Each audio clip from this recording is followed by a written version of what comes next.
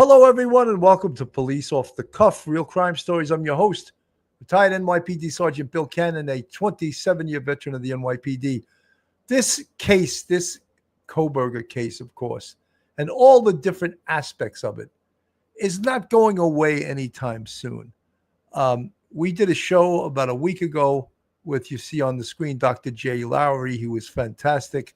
He knows a lot of things, of course, about correctional part of criminal justice, which I, frankly, have no clue about. And neither does my partner, Professor Mike Geary. That was not our expertise. We were coppers on the street, investigators, homicide investigators, and of course, Mike was a prosecuting attorney. So when we can have someone with this expertise from an area that we know very little about, it's such a great thing for me, because not only am I surprised at some of the answers, but I'm learning new things just like you guys are, And Kohberger is in prison now for the rest of his life. And many people, of course, were upset about that. Many people wanted to see him get the death penalty. And that's not going to happen now. So now what do we look at? We look at his life behind bars. And I have many questions from Jay. I'm going to call him Jay. He doesn't want to be called Dr. Jay or Dr. Lawrie. So I'm going to call him Jay when we bring him on later on. Anyway, folks, I just ask you, hit the subscribe button, hit the like button, share us, and make lots of comments. That'll help us with our show and our algorithm. So, folks, you're about to enter true crime from a police perspective. You're about to enter the off-the-cuff zone, the police off-the-cuff zone.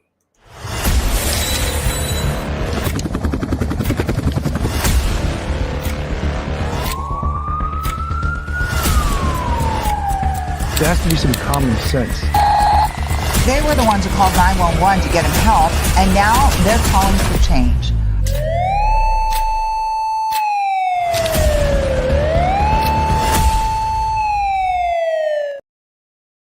And now a word from our sponsor.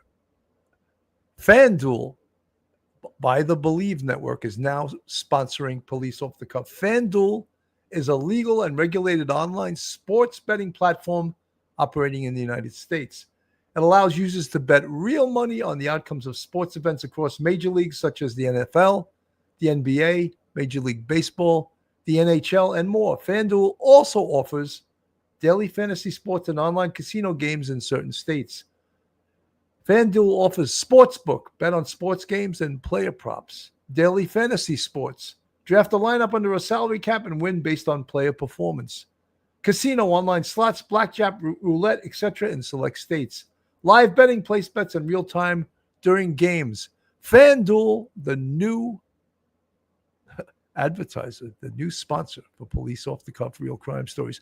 Joining me tonight in this very complex topic is retired NYPD Sergeant, professor at Albertus Magnus College in Connecticut, and attorney. Welcome to the show, Professor Mike Geary. Welcome, Mike. Bill, thank you for having me on. Good evening. Good evening. Great to have you on. And a gem from about a week ago, we had him on and we were talking about some of the same stuff, but there's so much new material coming out on this Kohberger case, even vis-a-vis corrections. So welcome to the show, Dr. Jay Lawrie. Welcome, Doc. Thank you very much for having me back.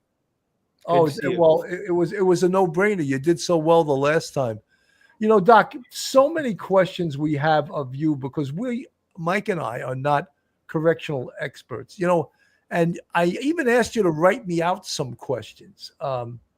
When Kohberger first went into that prison, and obviously he had to be taken in by intake officers that advised him every step of the way and had to get him acclimated to his new home, which really his new home isn't that attractive.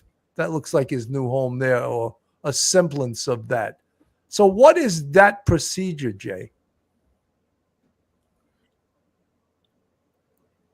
So situation like that process, after leaving court, after the sentencing, he would be taken to the facility. He would be brought in.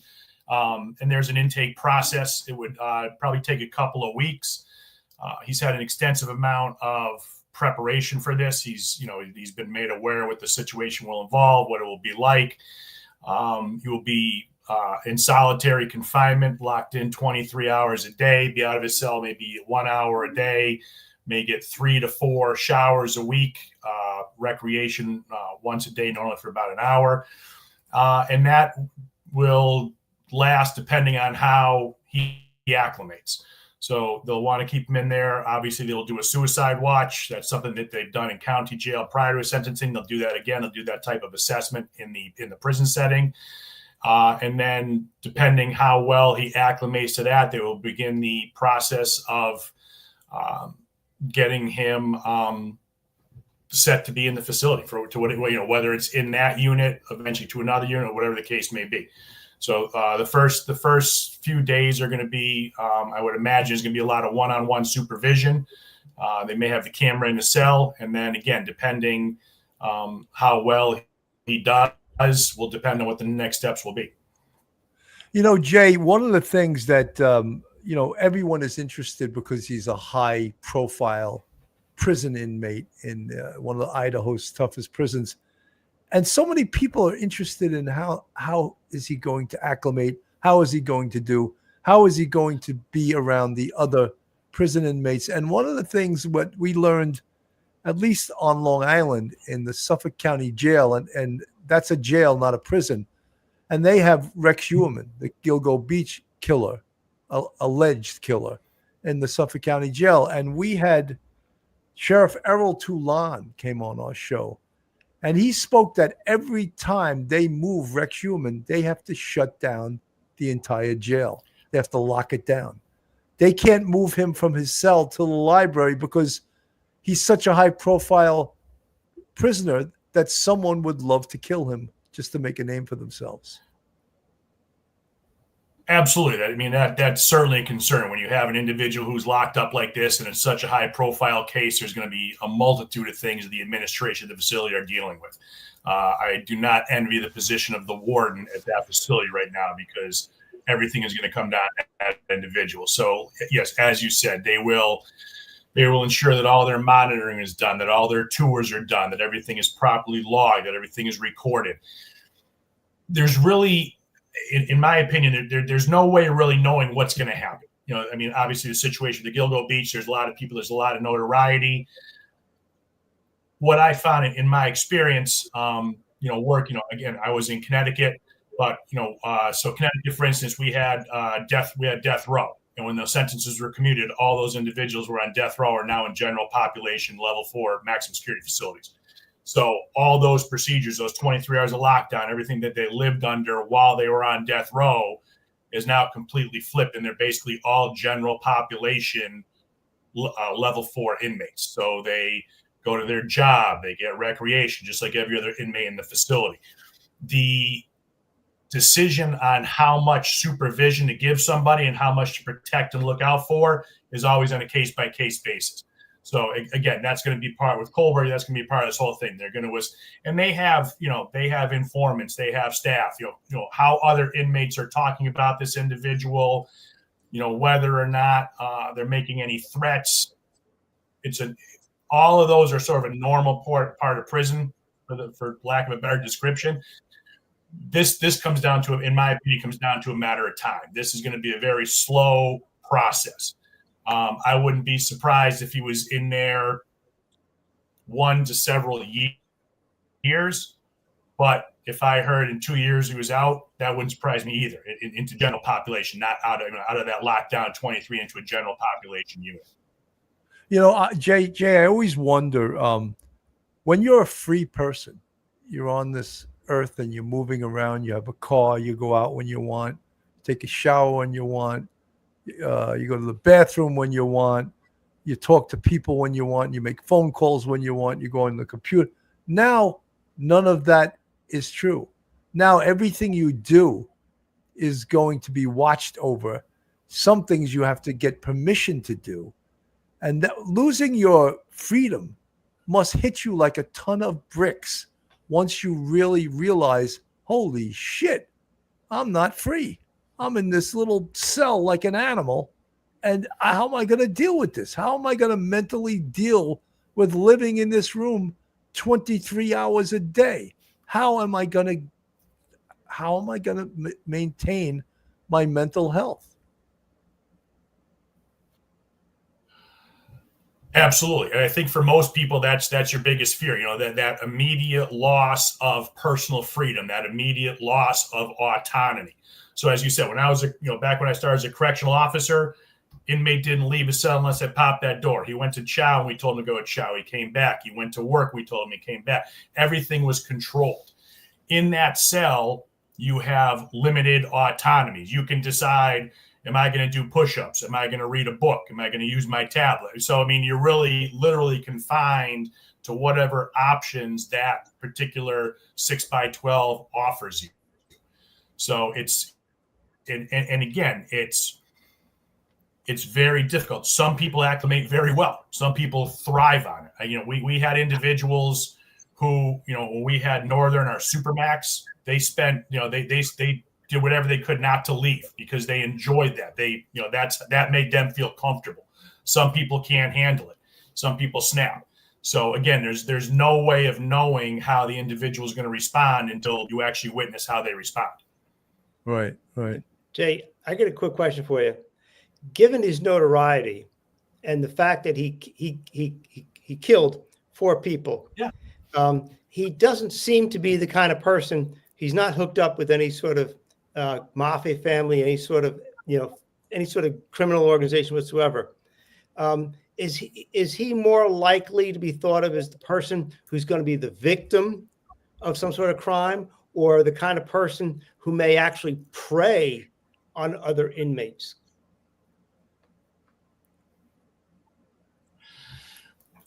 If I had to speculate, I would say I would see him being more of a victim than a perpetrator in a prison setting. I don't see him in what he did, the cowardly act that he committed against the vulnerable population that he did is much different than in a general population maximum security cell block.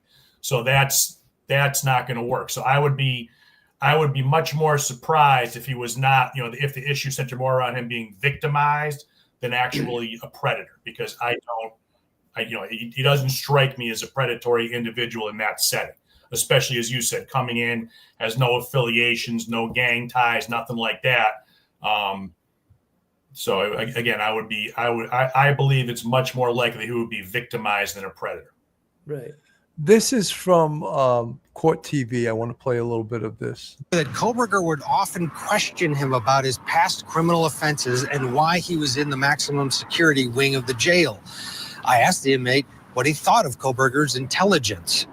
The inmate stated Kohberger was the smartest person he had encountered while in confinement. He went on to say the inmate told me that Kohberger quickly became annoying because of his habits. He told me Kohberger would wash his hands dozens of times each day and would spend 45 minutes to an hour in the shower. I asked the inmate, this is Payne, if Kohberger slept at night. He told me Kohberger would be awake almost all night and would only take a nap during the day.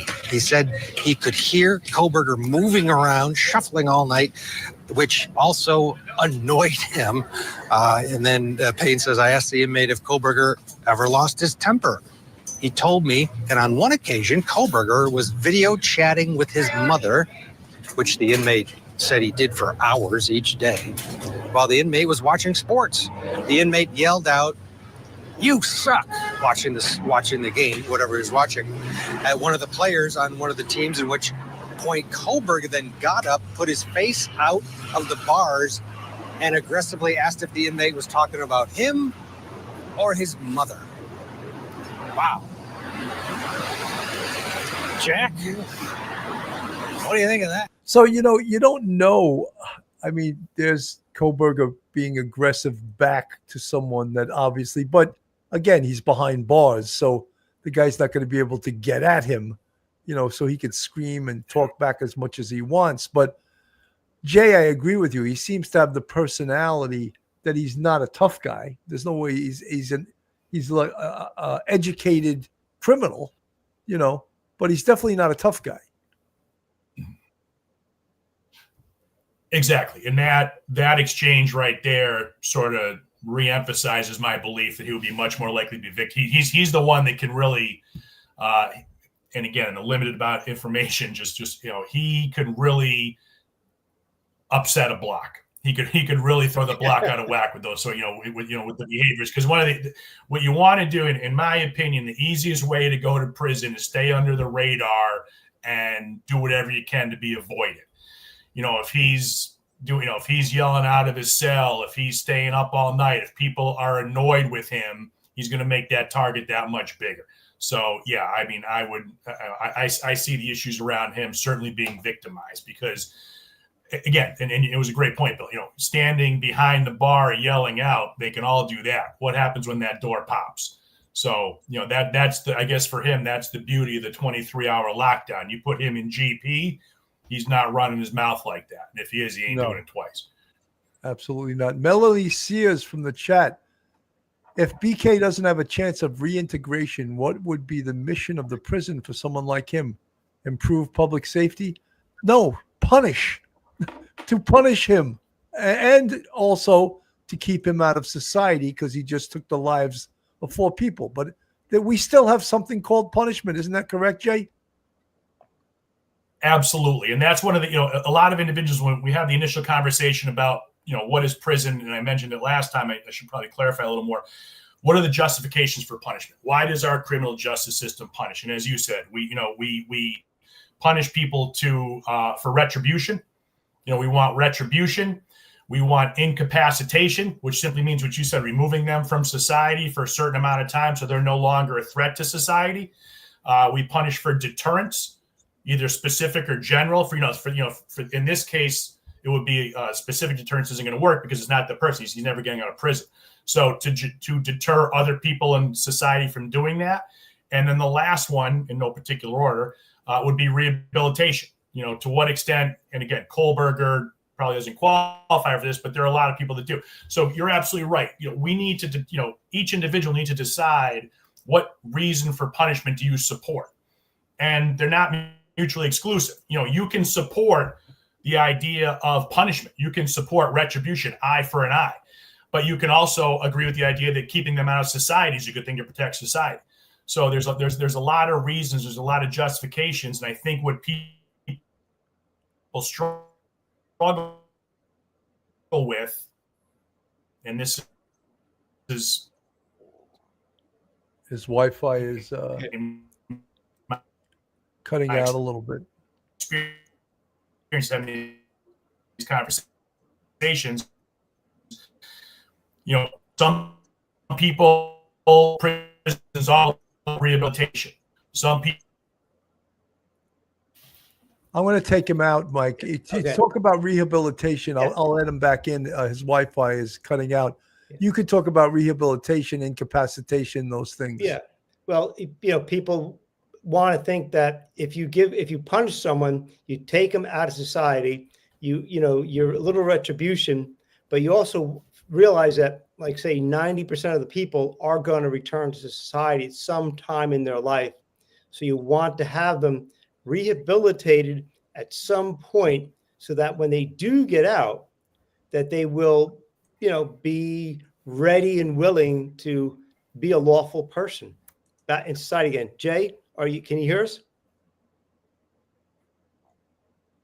I don't know if he was hearing us. I want to play a little bit of Banfield right now. Okay. If you're upset at the plea bargain, that means Bryan Kohberger will not face the death penalty because now we know he did it. Wow. What's going on here? Right? Maybe you will find solace in what I'm about to tell you.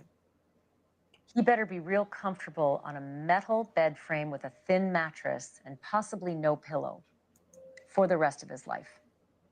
He better be real comfortable wearing restraints while being taken to the shower. And he better be real comfortable while showering potentially in a cage. And I know that because Leonard Verret has told me that. He's a prison consultant. He's the former prison warden as well. And he's the author of Elephant Keepers, Reflections of a Prison Warden. Wow, I was astounded, Leonard, at some of the things that I've learned from you about what Bryan Kohberger's life is about to be like. And when I say life, I mean 60 plus years if he lives till 90. But the biggest surprise, I think, is where he may end up being housed. Tell me where you think he's going. So I believe. Well, folks, we all know where where he went. He's in one of the toughest prisons in Idaho. He's going to be in solitary confinement. I can't add Jay to the screen right now. Mike, you want to text him? Yeah, I'll text him, let him know. So he's in one of the toughest prisons in the country. And the question is, how is he going to survive this? What is he going to do that's going to allow him? There's Jay. Jay's back. Jay, can you hear us? See, I think he's frozen, though. Yeah. Well, look, he's got to be in protective custody at some point from the beginning when they're doing the initial intake till they do their assessment. And even Jay thinks that he's more likely, even though he killed 4 people, he's more likely to be the victim of an assault or a crime in prison than to be the kind of person who's actually, taking advantage of and assaulting other inmates, which means he's going to be probably potentially for the rest of his life in some sort of protective environment with very, very limited ability to interact with the general population.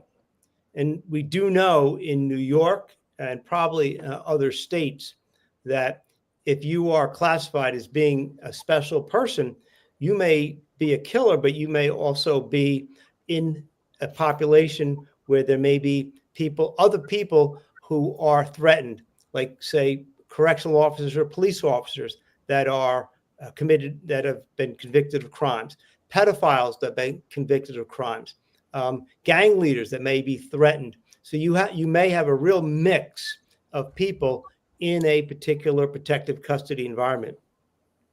Jay, you know what I was amazed about? Was that they get tablets, perhaps not connected to the internet, but is it just jail, or are they allowed to have a cell phone in prison? It seems like they get all kinds of phone call privileges that I was unaware that even existed. Exactly. Many states have moved to the tablet. And again, this is something I mentioned last time. I do want to bring it up. When we talk about what's normal in jail or prisons, we have to realize that there are over 6,200 jails and prisons in America. There are over 3,000 jails, about 1,500 state prisons. You have juvenile facilities, immigration facilities, and the federal system. So everyone may operate a little bit differently. Many of those are moving to the tablet, as you said. So they don't have internet access, but they're able to make phone calls to their family. They're able to text their family. They're able to access books, movies, library resources, things like that. So, that is something that many departments have transitioned to. I know in Connecticut, that's something that's happened within the last 10, 12 years. They didn't have when I was on the job. Back then, you would just get usually three phone calls a day. And then they bumped it up a little bit. The issue was the costs. People who, the inmate advocacy groups were very upset because it was incredibly expensive for these phone calls. So as a way to save money, many departments went to this tablet. What is important to note from a safety and security standpoint is that all of their phone calls and text messages are monitored and recorded. So facility staff are able to go back and listen to that. So they're not communicating with people in a way that we can't hear what's being said. Jay, and you had said the last time you were here that a lot of these privileges that may piss off John Q. citizen, John Q. public, because seemingly they're being coddled. Mm-hmm. But that is a way that the correctional officers have to be able to control them. They can't use violence. They can't use torture. They can use privileges and take privileges away as a form of punishment if they don't toe the line. You want to speak upon that?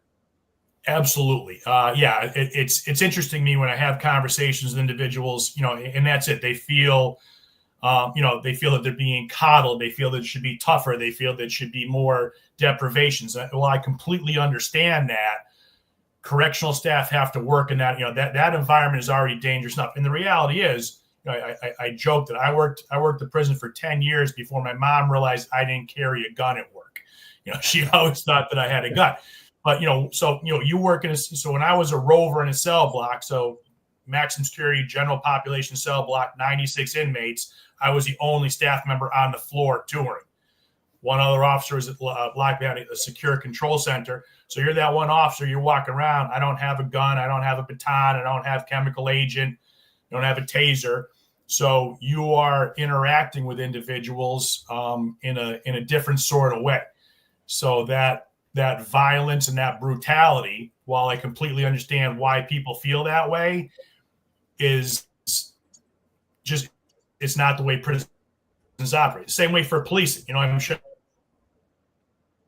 I mean, well, Jay, it's the way you interact. Back in the day, protocols for your use of force was much different when you began the job than the day you retired, right? Yeah. So as the department, as policies change and evolve, generally speaking, they become more humane. As you said, a lot of people have a problem with that. They don't like that. They think an individual should be treated brutally. They should be. And again, I'm not disagreeing with their position, but that's not how you operate a safe and effective correctional institution. People, no, like I said, 100%. people tend to be. Someone also wrote in the chat, Christian Hunter, do I detect the distinct aroma of a so-called pro-burger? No, he is. Jay is talking about how a professional correctional officer must interact with inmates. And it's not just done for the inmate, it's done for the longevity of the correctional officer. Right. Because if he has to fight these people every day, he's never going to make it through 20 years as a CO. He's not going to be able to, he has to depend on other other inmates to come to his defense if he has a problem. And he can only do that if he's nice to them. And they think of him as a kind man, not someone that has beat them the last 3 weeks of their life. So that is policing in the same vein. On the street, you may depend on someone from the public calling 911 because you're getting the shit kicked out of you, and there's no other cops there. So if you're not a nice guy and the community doesn't like you, no one's calling 911 to save you. That's a great point, Bill, and something that I've always said, and I'll answer the question in a minute, the initial question from the viewer. One of the things I've always said is that, in my opinion, working in a prison is the original community policing. So you would go out and you would walk that beat. That cell block is your neighborhood. You get to know those individuals, and you made some great points. What I may just want to maybe the difference between as a community police officer, working with civilians is there's a difference between being nice and being respectful and professional. I never considered myself nice, but I think most people would say I was professional, and that's how I did my job. You're absolutely right. And no, as far as no, there's no pro.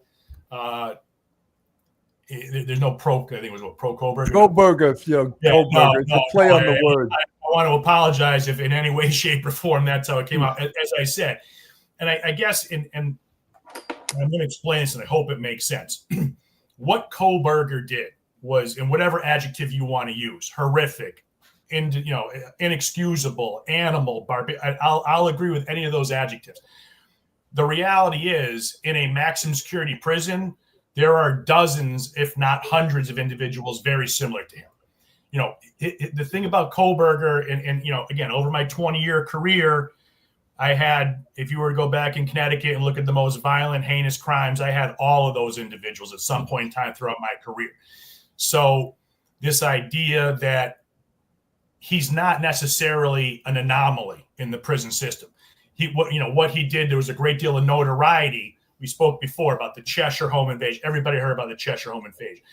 But in Connecticut, there were, I can think of 15 or 20 other guys who committed worse crimes by definition, but they were committed in Hartford, New Haven, or Bridgeport, and maybe to a population that wasn't as representative in society, so you didn't hear about it. You didn't, they didn't make the headlines. But I can assure you, I could go back to McDougal right now and pull out 10 guys that are still there that did horrendous things, but nobody knew about it. And that's, that's kind of what always it kind of interests me. And I understand, because again, I worked in a prison. That's all I was around.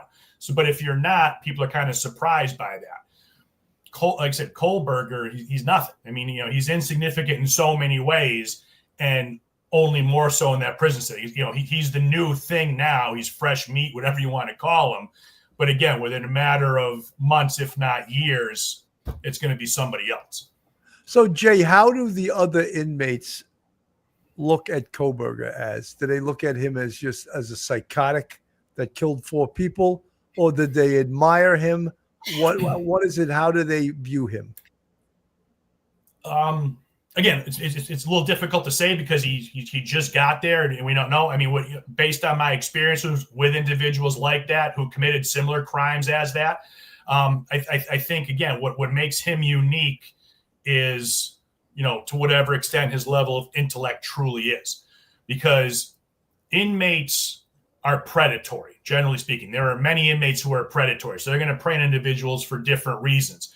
What I anticipate may be an option with Kohberger is they will use him for his intelligence, to do legal briefs. I'm sure he will very quickly pick up, if he spent any amount of time in a legal law library, he probably writes very well. So when they want to file a habeas, when they want to do anything like that, they may go to him to do the work for them.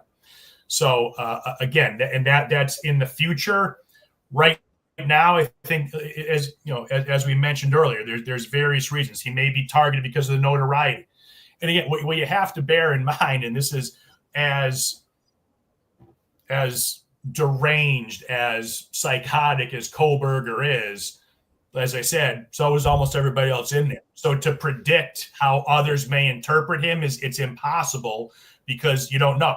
You could have an inmate that's been in that block for 3 years, never had a problem, but for some reason, something Kohberger did triggered him, and he may be a target.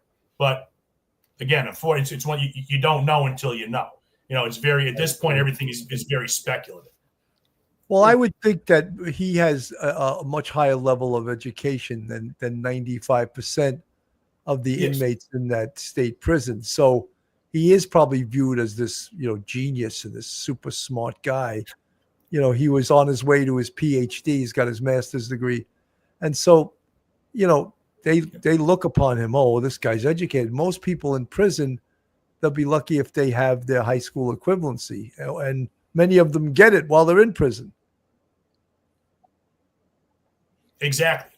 State of Connecticut, more GEDs are given out by the Connecticut prison system than any other school district in the state. So so more people are completing their degrees in the prison system. How did I even know that? Go ahead, Mike. Sorry. I just got a question for you. We have Jane C. had a question for you, Jay.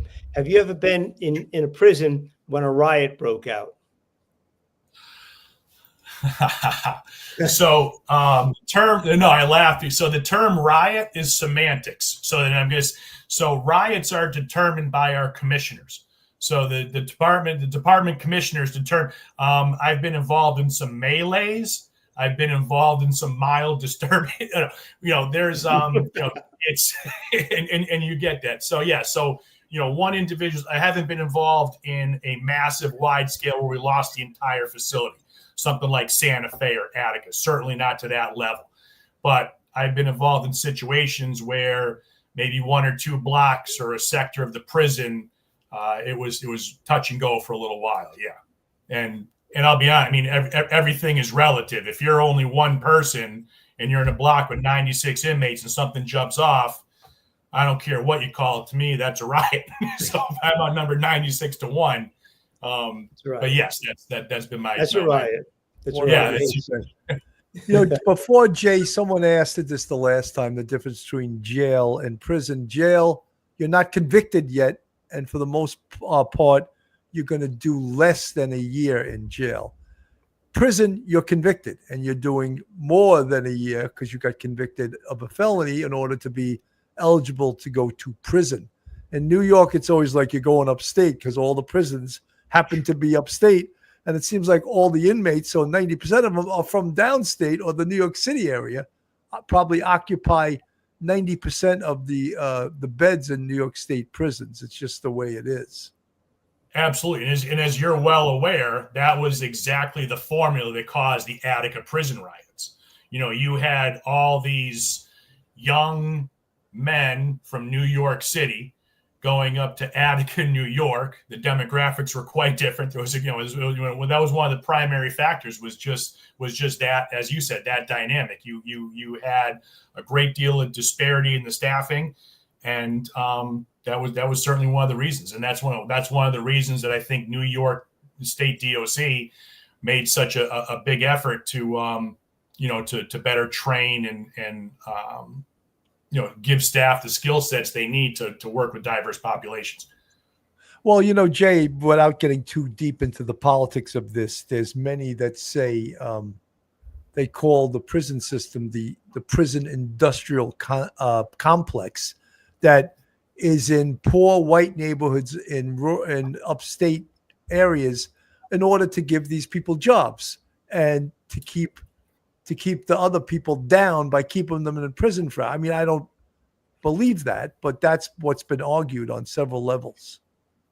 Absolutely. And again, same. I don't necessarily, I guess I would say that I maybe believe in a little bit of a lot of things. I think there may be, as far as the prison complex, where we really see it are things. So when you talked about the phone calls, so the phone companies that were charging $2 to $3 a minute for inmates to make phone calls. Commissary is a huge one. Keefe is the commissary. So they control commissary for most of the prisons in the state. I'm sorry, in the country. So yeah, so there are a great deal of industries that are fueled by the prison complex. So to that extent, I think there's definitely something to it. So one of the things also I wanted to ask you is about Kohberger's his visitors, the visitors he will get, who he's allowed to call. And one of the things that Mike and I have also conjectured upon was like, who is going to be the first major writer that puts in an application to go see Kohberger to interview him? I'm sure it's already been done because there's already been 2 books written. So James Patterson's probably knocking on the door. Howard Bloom has probably been knocking on the door. How does that work? How does that happen? Absolutely. So those are a couple different silos. So first of all, as far as personal visitation. So personal visitation, immediate family members, friends. If he has anybody who's going to come to see him, at this point, he will not be receiving any in-person visits. If what I anticipate. And again, this is where I talked about each facility is a little bit different.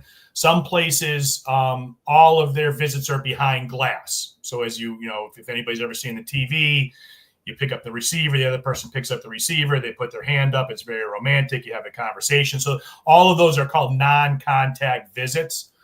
So that would be the absolute best case scenario for him. What I envision would be video. Many departments, many facilities have gone to video visits, so they wouldn't even be in the same room. So he would have, so if you were looking for personal visits, you may have 8 or 10 individuals on your visiting list who may come to see you. Again, in his case, I don't think that would be the case. So personal visits will be dependent on who wants to come to see him. Professional visits are a little bit different. Things like your lawyer, those happen in person. They cannot be recorded. That's a big difference. Any sort of personal conversations can be recorded.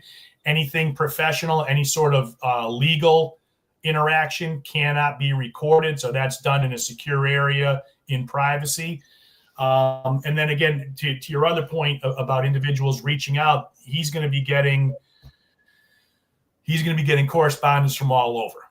As I said, we had several high-profile inmates in Connecticut, and whether it was offers to write a book, offers to be interviewed, marriage proposals, that's a whole different realm we could go down. But yeah, I mean, he's going to be. I anticipate he will be in the facility, will be inundated with those sorts of people. But Jay, who makes the decision over who can see him as far as, say, a writer like a James Patterson or a Howard Bloom? Normally, at a minimum, it would be the warden. If not, and it'd be due to the notoriety, it could go as high as at the commissioner's level. But at the very minimum, the warden would make the decision about how that was going to play out, and what. And again, I would be surprised if that was anywhere close in the future for him. Well, in New York State, we have what everyone knows as the Son of Sam law, Yes. which was made because that famous serial killer, David Berkowitz, was about to get rich off many books and TV shows and all kinds of things. And they quickly passed a law that said if you commit a felony, you're not allowed to financially benefit from it. Correct. So that's the law in New York State. I don't know if there's any such law in Idaho. I believe the Son of Sam law is national. If I'm not mistaken, that's pretty much a national policy. And again, and Mike may have a little more information on this as I get in the legal side. As I understand it, it would be the proceeds would not go to him, but I believe they could go to the victims if a determination was made that way. So if there was any sort of book or a movie where anything was going to go towards him, I believe that they can take that, so he won't receive it, but any sort of victim compensation would. Absolutely. I want to play this from Brian Enton on News Nation. Multiple levels of barbed wire. You get buzzed in through multiple gates. They won't open one gate until you get to the next. Then they do a search, the metal detectors. Obviously, you can't bring your phones inside. We got the tour. We got the full tour. We were there for almost 2.5 hours, actually. We walked around the whole place. It's sterile. But there were some things surprised me how awful it was. Something surprised me, though. I was surprised some things that the prisoners do get to do that I wasn't expecting. Take a look. So this is the Idaho Maximum Security Institution. You can see the double barbed wire. This is where the most dangerous and violent people in Idaho are housed. We're going to go inside for this tour. Very, very rare look at what it's like on the inside. This is the area of the prison where Bryan Kohberger could end up. Long-term restrictive housing and what's known as closed custody, protective custody, where prisoners who could be hurt by the population go, or prisoners who could hurt others have to stay. The prisoners here are inside these cells 23 hours a day. All food and water is sent into the cells through these little doors. They can sit at these tables, but are secured to the tables with shackles, or put into these cages where they can use tablets for visitation. While we were watching, we saw inmates doing something called fishing, when they use strings from blankets or a t-shirt to send notes under the door. That's why these bean bags are placed at the foot of the door to stop them from doing it. Almost every inmate can buy a tablet to have in their cell for $100. It has music, email, and movies. And they can also buy a TV to keep in their cell, which has basic cable. This is the outdoor area where the prisoners can go 1 hour a day. Some have to stay in these cages because they are so dangerous. For prisoners who are in protective custody, they may also get time here in the library or the computer lab. Sexual offenders and murderers of young women and children can be shunned by the population here, which could be an issue for a high-profile inmate like Bryan Kohberger. Though we're told after the newness wears off, most inmates begin to fit in. So, Ashley, they will do an evaluation of Kohberger after the sentencing, the Idaho prison system will, and then they will determine exactly where he'll go, although it appears this is really the only place. This is the only max prison. This is where the worst of the worst goes. And I was surprised, maybe I just didn't know this, I was surprised that every prisoner can buy a tablet for $100, that they can have all the time in their cell to email, listen to music, watch movies, and they can buy a TV here, and they get the TV in their cell all the time with basic cable. I just always assumed they had to go out and they got like 30 minutes of TV time, but that's not the case here. Yeah. So no one is arguing over what channel you'll be watching that night because you have your own TV set. Mike.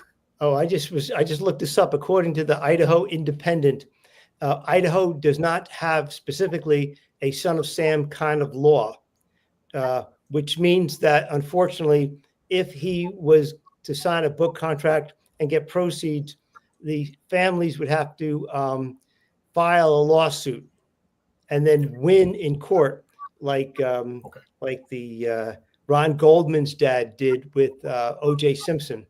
So Yes. That's how it would work in Idaho. They actually have to affirmatively sue him in court to get the proceeds from any sort of book or interview or any sort of speeches he gives or whatever, however else he's going to have money. So that's the deal in Idaho. The families actually have to sue Kohberger. Someone from the chat, I see ducks. I won't respect anyone who interviews him or writes a book, movie. The kids in their family don't deserve that.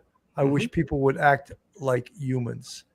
You know, I see ducks. I agree with you. However, there's already been 2 books and the case just got settled. And so no one's going to listen to you. There's going to be numerous more books. There's going to be movies. There's going to be documentaries. And we spoke about on several shows, Mike and I, and even we had Bobby Chacon, the retired FBI agent, on. We said, we wonder what really steered this case. And the power of, we felt, the University of Idaho and the politics that were involved in this. And we specifically talk about the crime scene that was knocked down. The University of Idaho could not wait to knock that damn house down, and no one knew. We all thought this case was going to trial. So they didn't care. They wanted this building down because guess what was being affected by it? The enrollment at their school. And when you talk about big bucks, that sets precedent. And you talk about people writing books, that's going to take dead presidents on green pieces of paper. It'll thwart everything, and they will write these books. They will publish these movies. They will interview this guy, Catherine Ramsland, who was his teacher, who's a serial killer expert. She can't wait to interview him. You know, is it disgusting in our mind? Yeah, I think it is. I think most of us here think that's disgusting that these people are making money above everything else. Hey, when I see Tom Selleck on TV, he's 80 years old. He did 9 or 10 years of Blue Bloods. When I see him do a commercial for reverse mortgages, I want to call him up and say, are you kidding me? Are you kidding me? That's probably the worst thing you can do in your life is have a reverse mortgage, and you're selling them to these poor old people. And then people may say to me, hey, you have a gambling commercial. Yes, I do. You're right. But I don't gamble, and you don't have to either. And gambling is legal. But when I see that reverse mortgage commercial, I cringe. Anyone else? Am I the only one? No doubt. No. Well, we think that prisoner 163214 should die anonymously years from now in a dark, dank, 6 by 8 foot cell, and that should be it. We would like to see him disappear from mainstream thought, but it all comes down to money. So as much as we think that people should feel that way about him, there are people who look at him and say, I can make money if I can get an interview with him. I can make some money if he'll send a letter to me and I could put it on the internet. There's always a way to make money from something horrible. And this is what people do. So yes, I agree with the listener. As far as I'm concerned, this is a terrible thing, but we're capitalists in a capitalist society, and money talks. Absolutely. You know, when they was just showing the prison and the barbed wire and the cells, the isolation and all of that stuff, many people out there would think, oh, how horrible to put a human being in one of those cells. Except, Jay, you've dealt with these people for 20 years. I dealt with them on the other side of the fence. You know, I put them in there, and so did Mike. But when you had to live with them, and you realize a lot of these devices that you put human beings inside are protecting another human being from being attacked by them.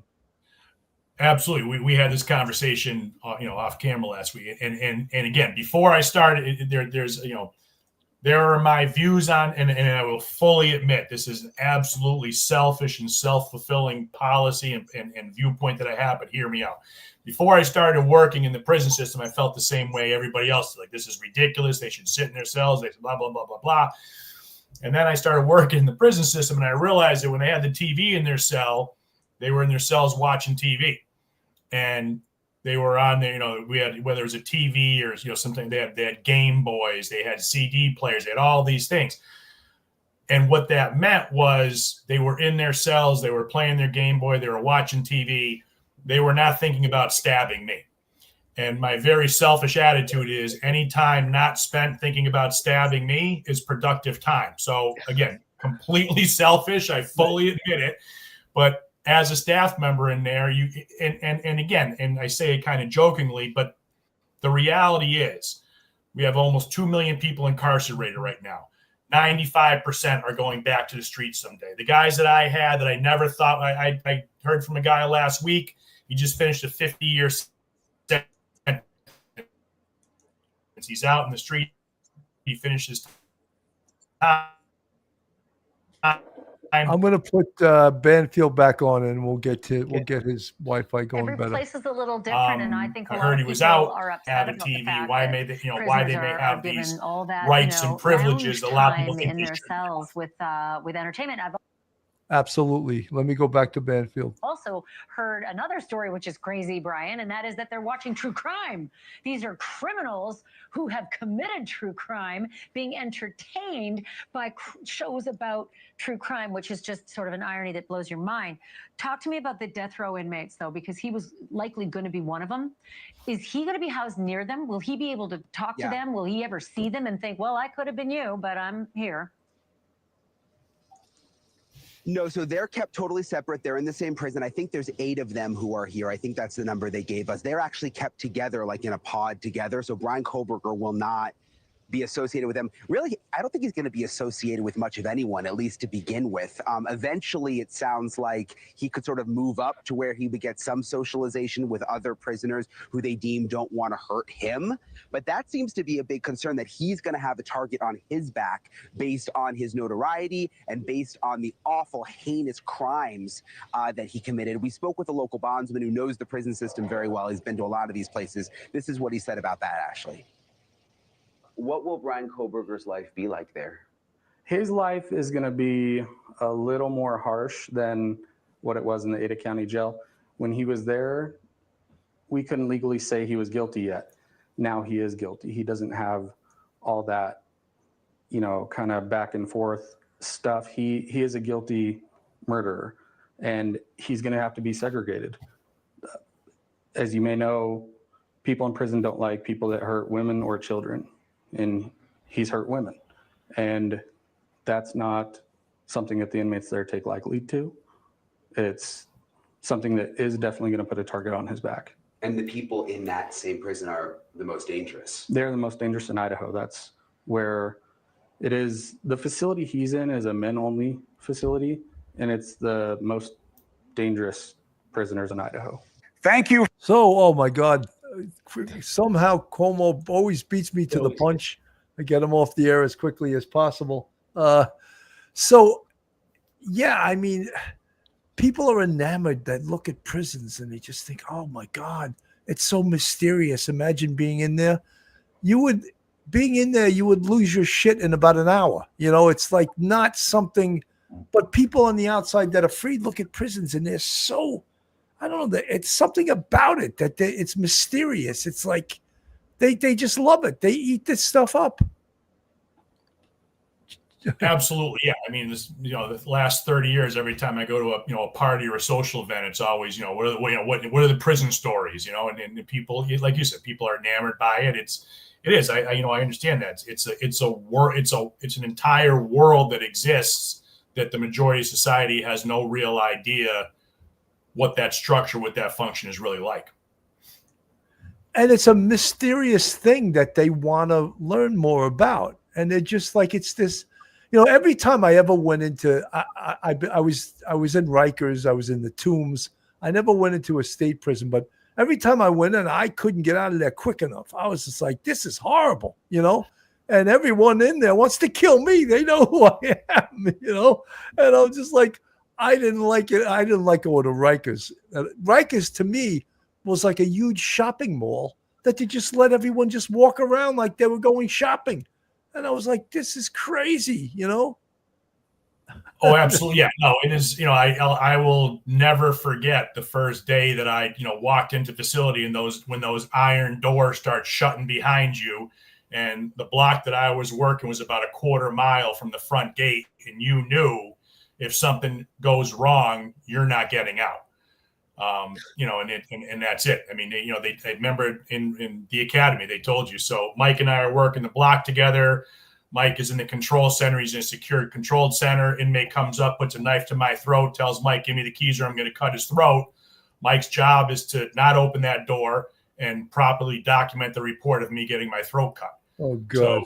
So that, if the situation, and that's what, but, I'm not saying that's why I'm hazardous. That's why I was hazardous duty. That's why we had a really great pension. We had really great benefits because going in, that's what the conditions could be like. That's the worst case scenario. And if it comes down to if you're taken hostage and the demands are, if you don't open this door to let us out, we're going to kill this hostage, you're dying. They're not, under no circumstances, they pop in that door. So, yeah, it's a very, I would say, as a 23-year-old kid, it was a very unique environment for me to go into at the time. And yeah, it was,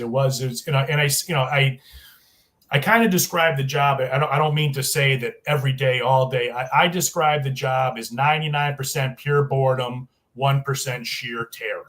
That's police work. That's police work too. Everything's steady. It blows up. It comes back down, normal operations. And that's, again, very similar. When things are quiet, they're great. And when they go bad, they can go horrific. But as soon as it clears, you're right back to normal operations. So whatever you got to do to process that and move on, you got to do. 100%. Folks, I'm going to quick commercial. FanDuel with the Believe Network is now a new sponsor of the Police Off the Cuff podcast. FanDuel, an American gambling company, offers sportsbook, daily fantasy sports, horse racing, and online casino services. Founded in Edinburgh, Scotland in 2009. It began as the news prediction site HubDub before transitioning to its current services. FanDuel is partnered with the NFL, NBA, WNBA, Major League Baseball, NHL, and PGA Tour, and operates FanDuel Racing and FanDuel Faceoff. So that is the new sponsor of the Police Off the Cuff podcast. There's so many interesting things about this, and especially in regards to Kohberger, because so many people were upset that he did not get the death penalty, but instead he got 4 life sentences without the possibility of parole. And when that happened, I was actually okay with it because I spoke about this on the show numerous times with Mike, because to me, the death penalty has been hijacked by politics. And even if he would have gotten convicted after a trial and been sentenced to the death penalty, the chances of him getting it would still be slim. It could be 25 or 35 years of appeals. And that's one of the reasons I feel like this sentence is probably the best they could have done. Mike, your thoughts? Yeah, Bill, I agree. They had all, from what we know now and all the little things that we weren't told, they had a tremendous case against him. It was, you had the DNA, you had the car, you had the phone evidence, the geofencing, you had all of that stuff. And the fact is, we could go through the trial. They could be looking to put him to death. You can get a jury that may find him guilty and say, yeah, there is so much evidence, no problem, he's guilty. Okay, next day we start the penalty phase trial. It's a bifurcated system. You have 2 trials, one for the guilt phase, one for the punishment phase. In the punishment phase, the prosecution has to go back over and reiterate all of the aggravating circumstances. He killed more than one person. These were young people. It was done in a torturous way. It shows a complete disregard for human life, a depraved indifference to human life. All of these things that would make him, that aggravate a regular murder and make it a death penalty eligible murder. And you can do that, and Ann Taylor would put up some sort of defense. At the end of the day, you may get someone who could say, yeah, look, he did it. I know it. I voted for him to be found guilty, but I just don't like the death penalty. And maybe I said yes, that I could accept it, when I was asked on my juror questionnaire, but I don't know, it bothers my conscience. And boom, you don't have the death penalty. You have life behind bars. So the state could argue that they could have spent another $1 million and come up with the exact same punishment. In the end, there's no guarantee you're going to get, even with the death penalty eligible jury, that you're going to get an agreement for all 12 to put him to death. And so, as much as I don't like what Bill Thompson did, and I think he lied, he took the easy way out, and I agree 100% with what other critics say about him. I think in the end, I'd rather have this than spend another couple of months and then have him go on death row and spend the next 25 years in various state and federal courts, and the families have to relive every year, this trauma all over again. So I think unfortunately, I think it was the best deal that made common sense. Absolutely. This was CNN, and this was one of the things that Judge Hippler said to him, which I thought was great. Mr. Kohberger as follows. On count 1, burglary, 10 years fixed, 0 years indeterminate.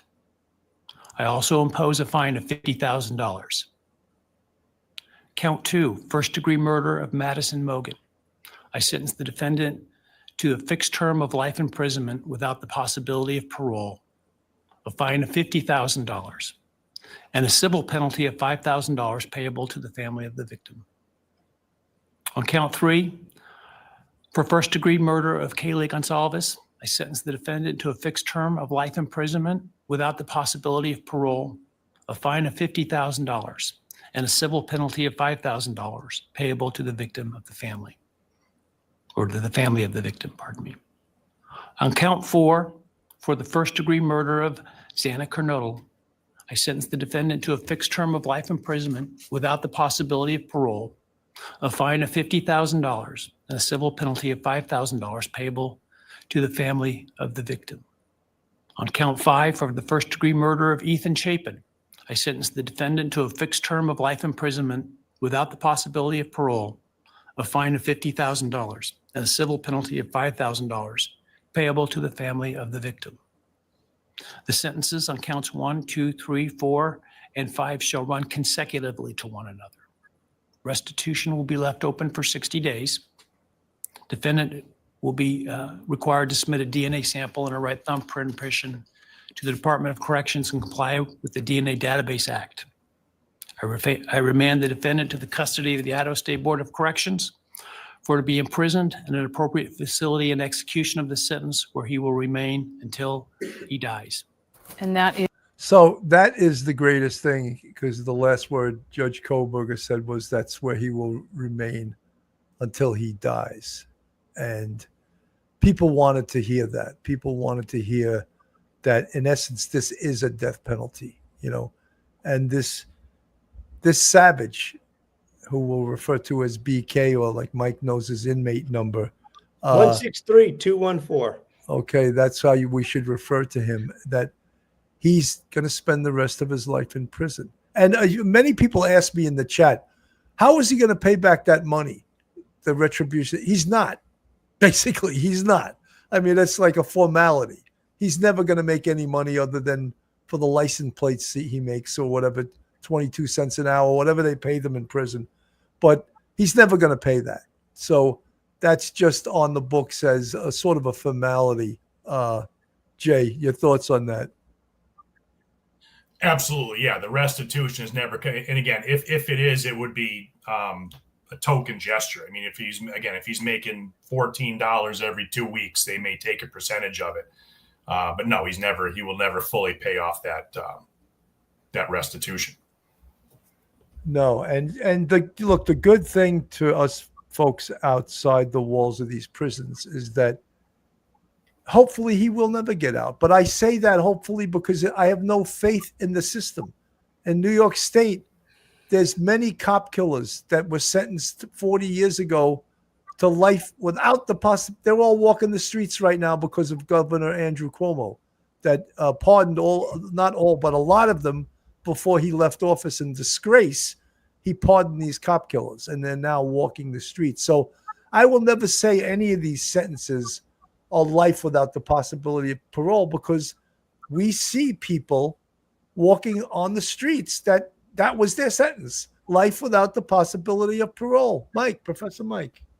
Yeah, Bill, the idea of life behind bars without possibility of parole is great. But while he's doing his life behind bars without possibility of parole, the state legislature may change the law. A governor may come in and commute a sentence. We saw we see commutations.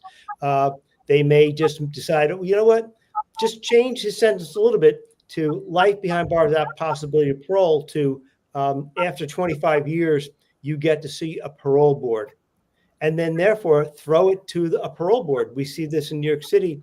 You have cop killers. They go before a parole board. They were never supposed to go before a parole board. They go before a parole board, and 3 months later, they're granted parole. And they were killing cops, back in their mid-20s, and now they're 60s, and they're walking out with a life expectancy of maybe another 10, 15, 20 years. As a free person. It's not what people think it is. Life behind bars is what Hitler might want to impose, and he did impose, but it doesn't mean that's what Kohberger, inmate number 163214, is actually going to serve.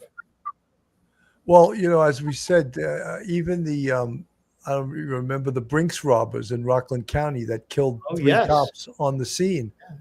Two of them became professors. One of them, Catherine, I forget her last name. She became a professor at Columbia University.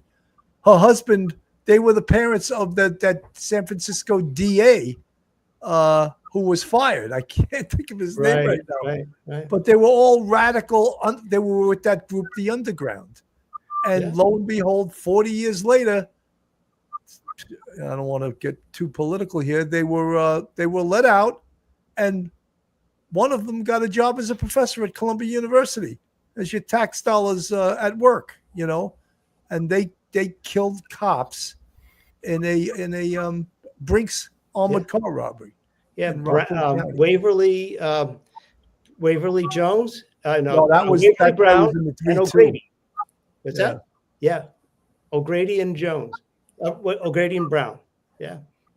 Yeah, so like when we talk about life without the possibility of parole, I don't think they should ever be allowed to say that, because politicians defy all kinds of reason when they pardon people that receive that sentence, And I remember there was a guy, a New Jersey State trooper named Lamonaco, and his guys got paroled, and because I remember Ron Kuby represented the guy who killed Lamonaco, and the family is still alive, and they did not appreciate that at all, And so again, when we say, I get a little political, but when we say life without the possibility of parole, well, people are making the possibility there. The possibility is still there. So how do you say that then?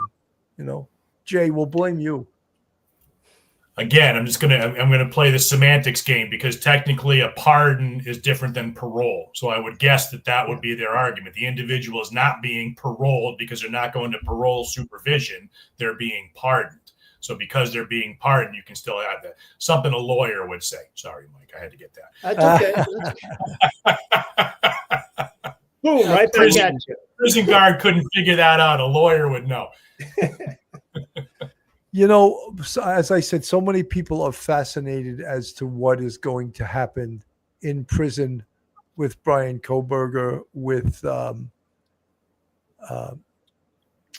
Gilgo Beach murderer, Rex Heuermann, out on Long Island.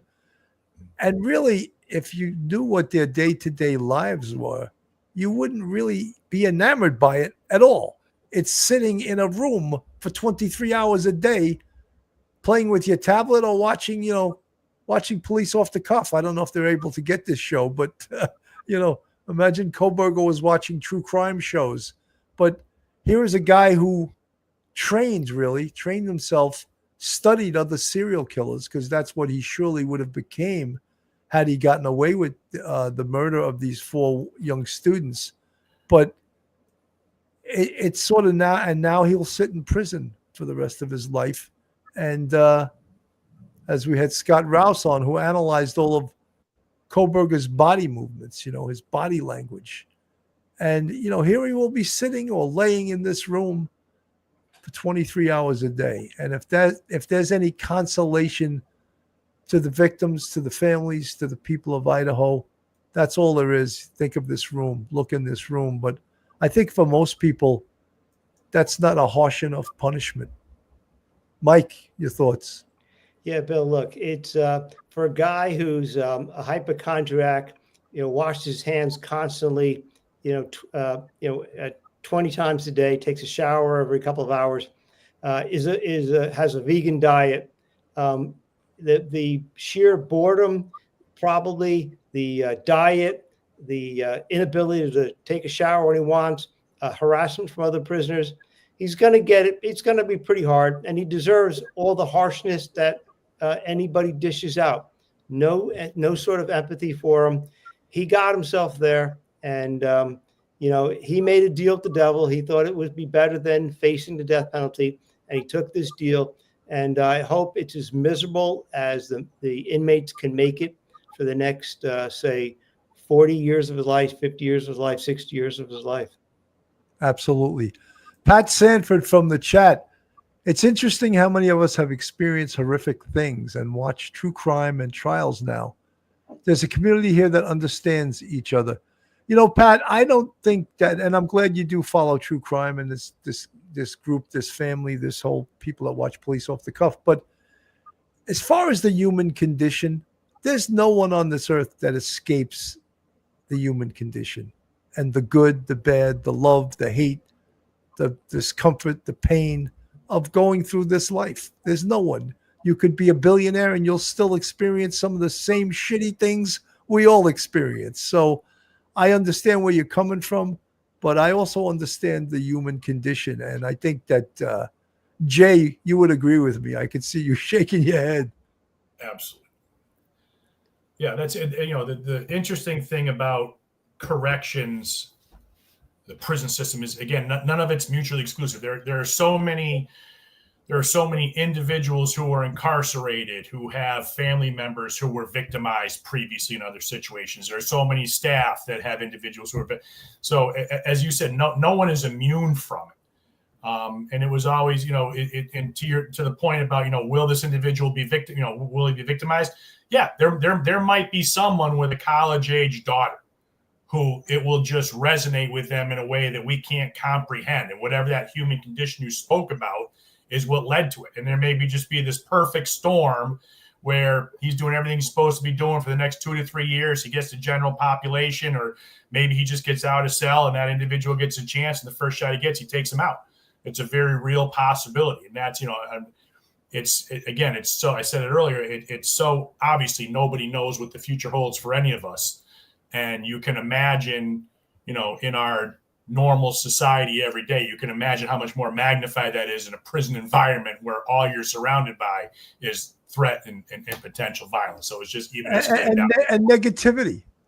Oh, and that's something that, look, I would find even on the police department, you had to check yourself. Sometimes you got a little too negative at some of the stuff that you would see, some of the mentality that you would, I remember when I first came on the police department, I really used to look at the perps as so adversarial, and they are, but I really would hate the perps. And as I got longer and longer on the job and I went into the detective bureau, I was like, well, I can't hate them. I have to work with them, because their cooperation is imperative for me and the detectives to do the job that we have to do. And if you just show disdain for them, they're never going to cooperate with you. So I learned that, And if I could take that maybe one step further, you are 1,000% correct. And in the same situation in prison, when I started the job at 23, I was under the impression that my job was to make their lives as miserable as possible every day. Like that was their punishment. You were just going to mess with it, whatever it was. And I realized, and you can agree or disagree, but that's not the purpose. Their punishment is their incarceration. And not only does that sort of behavior have an impact on the climate and culture of a prison, but again, at a very selfish level, The average life expectancy of someone who retires from a career in corrections is 58. So the average life expectancy for a U.S. citizen is about 77. If you retire from a career in corrections, it's 58. That meant nothing to me at 23. I'm going to be 55 in 2 months. Now I'm paying attention. I'm going to watch that clock, Jay. Yeah. So, good you got me now. I can't make any promise, but it's true. And you know, I mean, think about how miserable. Think about the most miserable day you had in a job as a cop. Now imagine that 16 hours in a prison. You know, you had you may have had a bad situation, but maybe you got away from it. An hour or two later, you might got together, you were able to decompress. Maybe 2 hours later, you had a positive interaction with a community member. So that doesn't happen in prison. You know, so you just go from one bad situation to the next. And by trying to maintain or create a little more of the normal environment that you spoke about earlier, that makes it healthier for everybody in the facility, including staff, officers, medical, everybody else. So I think sometimes you have to look at maybe the bigger picture. I was the first person back in the day to have those, draconian punishments. That's what it's all about. But, when you see that it takes in a lot of different ways, maybe we should read. Well, Jay, when you brought up the life expectancy of a CO, same thing when I came on the job in 1985, and all the old-time cops, we used to call them hairbags, they would live about 7 years after they retired. And most of them were overweight. Most of them smoked cigarettes. Most of them worked second and third jobs in order to support their family. So you could understand why we were like, holy shit, these guys, they look horrible. They look like walking corpses. And what we did learn was that I'm not going to smoke. I'm not going to be a fat bastard. I'm going to, try to work out. I'm going to, well, look, you know what you eat as a cop? You eat pizza, Chinese food, and cheeseburgers. That's your diet. Yeah. Because a lot of it too is that's about all you can afford too. It's not like you're going to go out, oh, let me make a salad. Oh, it's $15 to salad. What, are you kidding me? So you were eating the worst food. I'm sure correction officers eat the worst food too. And combine that with stress, like you say, you may have 15 seconds or 30 seconds of excitement and the rest of your life is boring. But do that to your heart 10 times a tour of going to a gun run, going to someone that you have to subdue, getting in a fight. All of those things are not good for your physical and mental health over the long term. So, we as cops, I think Mike probably did the same. I worked out all the time, and I didn't smoke cigarettes, any of that stuff. And when you did, the other problem that cops have and a lot of law enforcement has is alcohol. Big alcohol problem in law enforcement and in society, but law enforcement has it probably times two. And I'm probably going to get some hate text to that, but it happens to be true. I worked it for 27 years.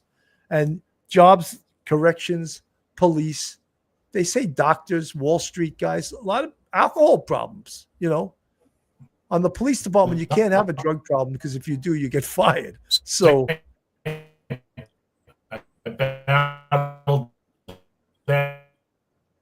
it's that simple. Jay, your Wi-Fi is cutting out. Mike, I'm going to go to our final thoughts. I'm going to 10 years. I just want to say thanks to Jay for coming on and for enlightening us a little bit more about Bryan Kohberger's conditions and what he's facing. And I appreciate that very, very much. Jay, your final thoughts. I hope your Wi-Fi is back on because you gave us a lot of wisdom on this show on both times you've been on. I want to thank you for that. I think Jay might be frozen. Okay, he's frozen. Let me pull him out and put him back. I can't get him back. Yeah. Anyway, folks, I want to thank everyone for tuning in tonight, especially thank Jay. We were calling him Dr. Jay. He said we didn't have to call him doctor. We could just call him Jay. Jay Lawrie, professor at Albertus Magnus College, retired correction officer. I want to thank everyone. If you're not subscribed, hit that subscribe button. Give us a thumbs up, like it, and make lots of comments, even if they're negative. Anyway, thank you so much for tuning in. Have a great night, everyone, and God bless. Good night. One episode just ain't enough.